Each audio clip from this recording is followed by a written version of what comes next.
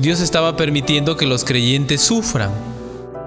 Y Dios estaba permitiendo que los creyentes sufran en una manera cruel, difícil. Había un señor que se llamaba Nerón y él estaba permitiendo que ellos, Dios estaba de alguna manera permitiendo que Nerón aflija a los cristianos. Había persecuciones por todo lado y entonces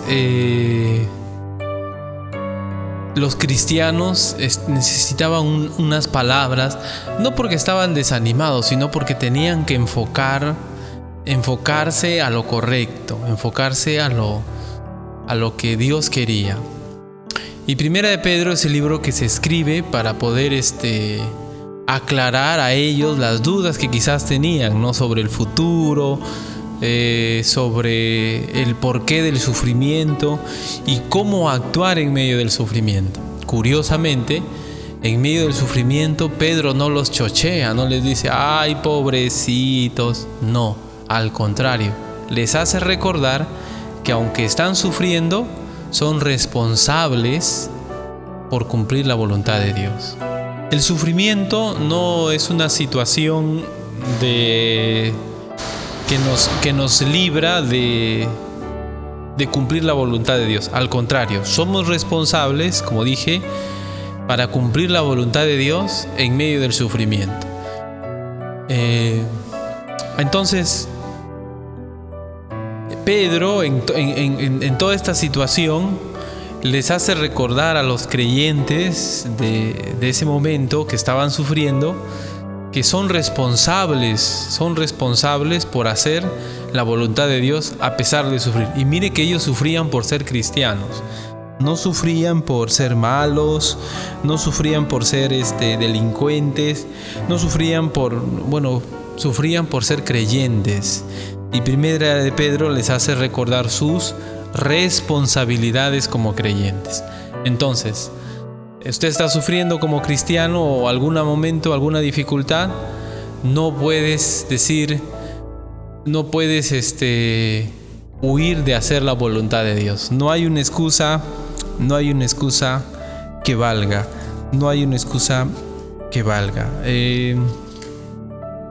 Él dice, yo os ruego, dice 1 Pedro 1:11, como extranjeros y peregrinos. Yo os ruego como extranjeros y peregrinos.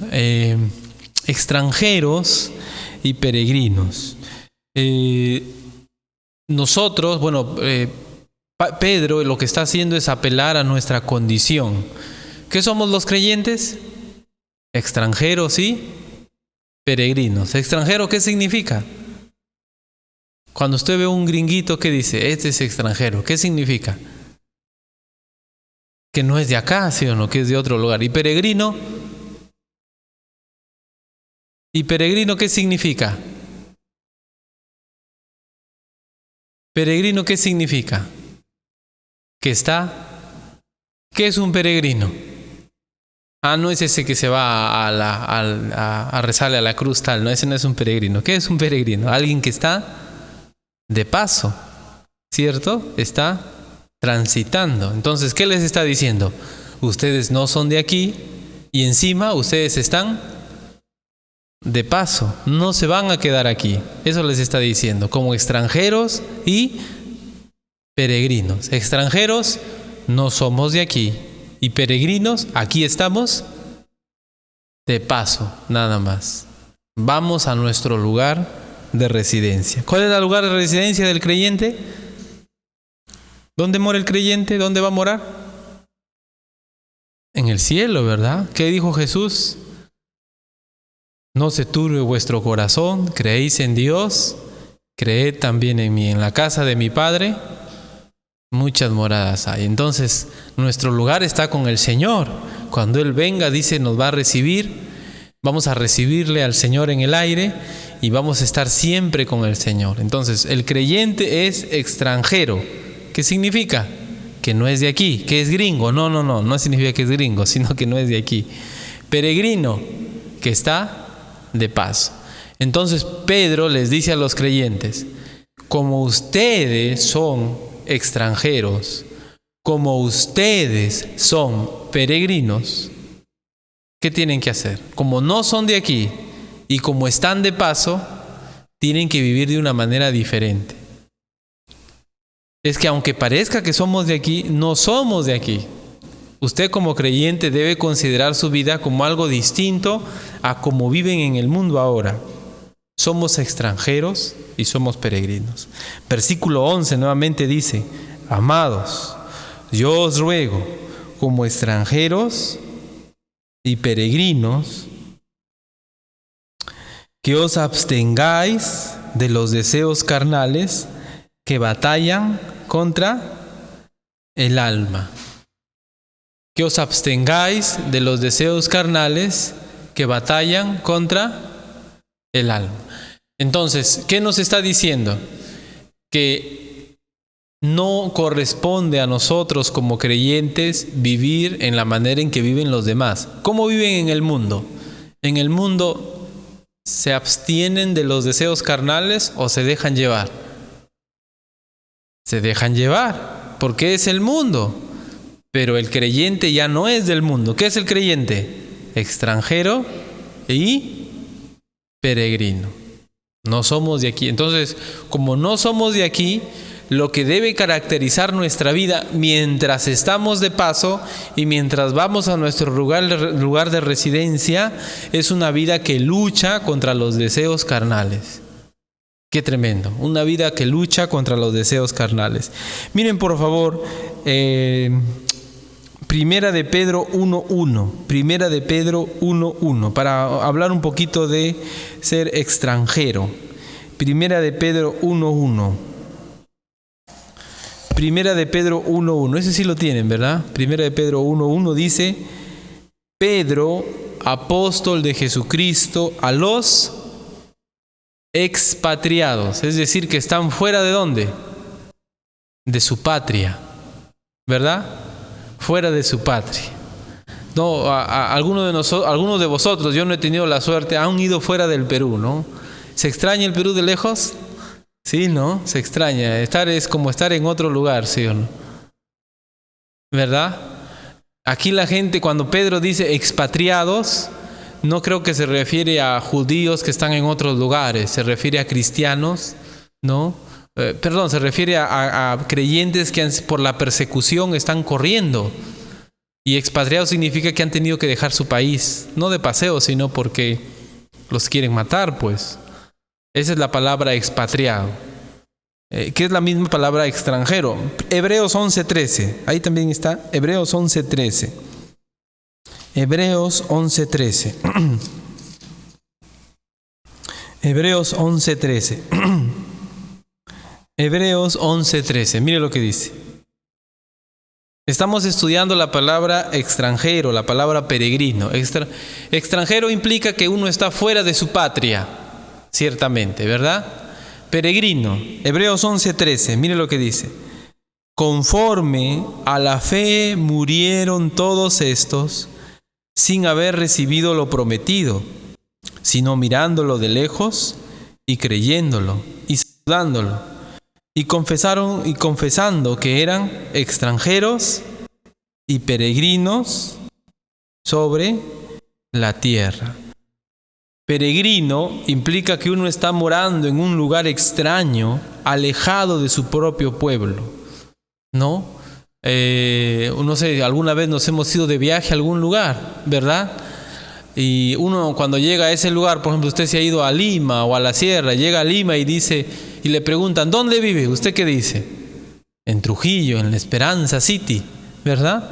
Así decimos, ¿no? Aquí estamos de paso, ya me voy a ir, ¿sí o no? Eso significa peregrino, que uno está en un lugar que no es su lugar. Uno está de paso, ¿no? Uno está de paso. Entonces imagínense, ¿no? Nosotros no pertenecemos a este mundo y debemos sentirnos así, como que no encajamos. ¿Y eso qué implica? Nuestros amigos nos van a abandonar. Nuestra familia quizás nos va a rechazar, porque ellos son ¿de dónde? Del mundo. pero nosotros ya no somos del mundo. Por eso Jesús dijo: en el mundo tendréis aflicción, porque no somos del mundo. Entonces no debemos esperar que el mundo nos ame. Y si el mundo nos ama, hay un problema. Quizás estamos viviendo como el mundo vive. El mundo tiene sus valores, sus formas, sus normas. Nosotros debemos vivir como agrada a Dios, como extranjeros y peregrinos. Oye, ¿por qué te comportas así? Es que yo no soy de este mundo. Yo pertenezco al reino celestial. Oye, ¿por qué no participas con nosotros de estas cosas? ¿Por qué no haces esto que hacíamos antes? Es que ahora yo soy peregrino. Y como no soy de aquí, no puedo vivir como ustedes viven. ¿Sí? ¿Me dejo entender? El peruano se acomoda siempre al país donde va, ¿no? Va un peruano a España y luego viene. ¿Cómo habla? Como español, ¿sí o no? Se españolea. Va un peruano a la Argentina y ¿cómo vuelve? Hablando como argentino, ¿sí o no? Va a Chile y ¿cómo vuelven? Hablando como chileno, Chile po, dicen así, ¿no? Vienen así hablando ya. O sea que el peruano aprende mucho la manera de hablar de otro país, ¿no? Pero cuando usted ve a una persona de otro país, no habla como peruano, ¿sí o no? Cuando usted ve, por ejemplo, a un americano, difícil que hable fluidamente con todas las cosas del peruano. Mantiene su forma de hablar, el argentino. Algo así nos dice la Biblia, que mantengamos la diferencia con el mundo. Que se note que somos de otro lugar. Que se note que somos de otro lugar. ¿Parecemos extranjeros en este mundo? ¿Nos comportamos así? ¿O en el mundo no notan la diferencia de qué somos? ¿Qué decimos? ¿Se darán cuenta en el mundo lo que somos? ¿Notarán la diferencia, que somos diferentes? ¿O dirán, no, ahí son iguales? Versículo 11 dice que os abstengáis de los deseos carnales que batallan contra el alma. Gálatas 2:20. Creo que ese sí lo tienen ahí, ¿verdad? Gálatas 2:20.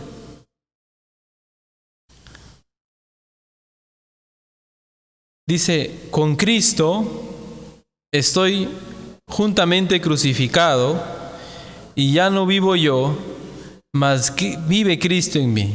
Y lo que ahora vivo en la carne, lo vivo en la fe del Hijo de Dios, el cual me amó y se entregó a sí mismo por mí. La pregunta es, ¿cómo abstenerte? Abstenerse implica pararse lejos. Esa es la idea de abstenerse. La palabra abstenerse es una palabra que implica pararse lejos. Pero la pregunta es, ¿cómo te vas a parar lejos o abstenerte de algo que mora en ti? Porque los deseos carnales, ¿dónde moran? En uno mismo. Entonces, ¿cómo tú te vas a abstener de algo que mora en ti? ¿Cómo lo puedes hacer? Bueno, Gálatas 2:20 nos dice, crucificándonos, ¿verdad? Con Cristo. Dice, con Cristo estoy juntamente crucificado y ya no vivo yo, mas vive Cristo en mí. Y lo que ahora vivo en la carne, lo vivo en la fe del Hijo de Dios, el cual me amó y se entregó a sí. La única manera de abstenernos, de luchar contra de los deseos carnales, es crucificando nuestra carne. Y si tú eres de Cristo, lo puedes hacer. Los cristianos han muerto con Él. Los deseos de nuestra carne, versículo 1 de Pedro 1:14. Busquen por favor. O también lo tienen ahí en la proyección. 1 de Pedro 1:14. 1 de Pedro 1:14. Como hijos obedientes, no os conforméis a los deseos que antes teníais, estando en vuestra ignorancia. Como hijos obedientes, no os conforméis a los deseos que antes teníais, estando en vuestra... ¿Qué significa? Que vivir gobernado por nuestros deseos carnales, los deseos de nuestra carne, es una vida que caracteriza a quien no es de Dios, a un incrédulo, a un mundano. Es decir, este texto dice, como hijos obedientes no debes dejar que los deseos carnales, los deseos de este tiempo, los deseos de una persona que no conoce a Dios, te moldeen. No os conforméis significa no dejes que te moldeen esos deseos. Un lujurioso, una persona lujurioso es gobernado por su deseo sexual, ¿no? Habla, piensa, dice, hace bromas, todo que tiene que ver con el sexo. Es una persona gobernada por su deseo sexual. Una persona gobernada por el placer, piensa, dice, habla. Entonces nosotros lo vemos y vemos que esa persona es moldeada por su deseo. Por ejemplo, una persona gobernada por la ira. ¿Lo vemos? Esa persona habla, piensa, dice, siempre habla amargado, con cólera, gobernado por sus deseos. ¿Sí? El perezoso. ¿Cómo nos damos cuenta? Por sus acciones, ¿sí o no? Gobernado por sus deseos. Entonces, los deseos nos moldean. Los deseos nos moldean. Y por lo tanto, cuando una persona se deja gobernar por los deseos carnales, lo que ellos le van a moldear. Y vamos a saber, esa persona es así, esa persona... Por eso dice, debemos abstenernos, luchar, no dejar que nos conforme. Creo que sigue 1 de Pedro 4.2 ahí o 1 de Pedro 2.11. 1 de Pedro 4.2, busquen por favor. 1 de Pedro 4.2. 1 de Pedro 4.2, sí está, ¿no? 1 de Pedro 4.2. Para no vivir el tiempo que resta en la carne conforme a las concupiscencias de los hombres, sino conforme a la voluntad de Dios. Bueno, yo leo el 1 y ustedes el 2, ¿ya? ¿Listos? Dice, puesto que Cristo ha padecido por nosotros en la carne, vosotros también, armaos del mismo pensamiento, pues quien ha padecido en la carne terminó con el pecado. Ustedes el 2, dice, para no vivir el tiempo que resta en la carne, conforme a las concupiscencias de la carne, sino conforme a la voluntad de Dios. ¿Cuál es la voluntad de Dios en cuanto a nuestros deseos carnales? ¿Que vivamos conforme a ellos o que no vivamos conforme a ellos? Que no vivamos conforme a ellos. ¿Qué dice el 3? Siguiente versículo, ahí lo tiene. 1 de Pedro 4.3. Baste ya, dice, el tiempo pasado, para haber hecho lo que agrada a los gentiles, andando en lascivias, concupiscencias, embriagueces, orgías, disipación. Basta ya de vivir como el mundo vive. Si eres creyente, debes vivir de una manera diferente, porque eres extranjero, extranjera, peregrino, peregrina. Entonces imagínense, la vida de nosotros no debe parecerse a la vida de una persona incrédula. El incrédulo puede vivir perdido en sus cosas. Nosotros no, nosotros tenemos que vivir en el temor de Dios. Seguramente tropezamos, seguramente caemos, pero no es que vivimos de esa manera. Segunda de Pedro, capítulo 1, versículo 4. Segunda de Pedro, capítulo 1, versículo 4. Segunda de Pedro, capítulo 1, versículo 4. Ojalá terminamos. Segunda de Pedro, capítulo 1, versículo 4. Estamos hablando de los deseos carnales. Dice, Segunda de Pedro 1, 4. Por medio de las cuales nos ha dado preciosas y grandísimas promesas. Noten lo que dice acerca del creyente. Para que por ellas llegaseis a ser participantes de la naturaleza divina, o sea, somos creyentes, habiendo huido de la corrupción que hay en el mundo a causa de la concupiscencia. ¿Por qué el mundo está como está? Por la concupiscencia, dice.